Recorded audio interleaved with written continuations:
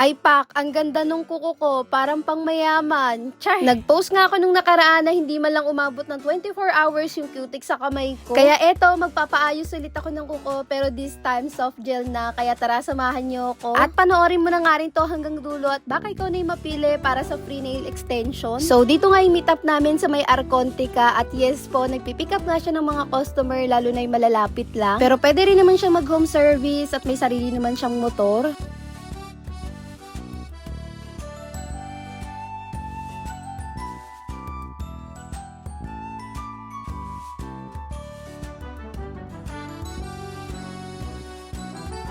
Welcome sa kanyang nail studio at pagkadating nga namin, may finapill-upan lang siya sa akin. May pakapi pa nga biskuit pati candy si auntie mo. After ko nga mag-fill up, nilinisan niya na nga kagad itong kuko ko at kahit nga kakalinis ko lang daw nung nakaraan, hindi nga daw ganun kapulido yung pagkakalinis. Eto nga pala yung unang beses na nagpa-nail extension ako. Habang ginagawa niya nga tong kuko ko, nagkwekwentuhan nga rin kami about sa buhay-buhay. Char! Diskarte is the key talaga kung gusto mong kumita kahit nasa bahay. Masarap naman talaga kasing maging stay at home ma'am, lalo na naaalagaan natin ng maayos yung mga anak natin. Pero mas masarap pa rin talaga pagka meron tayong sariling pinagkakakitaan kasi hindi natin kailangang umasa sa mga mister natin pagka may mga gusto tayong bilhin. Kahit nga ako, nahihiya akong humingi sa asawa ko, lalo na pagka may mga gusto lang ako para sa sarili ko. Lalo na alam ko na sapat lang talaga sa panggastos namin, pangbayad ng mga bills yung sinasahod niya. So anyways, mabalik na nga tayo dito sa ginagawa niya at nakabitan niya na nga ako ng nail extension, drinil niya nga lang din, tapos final.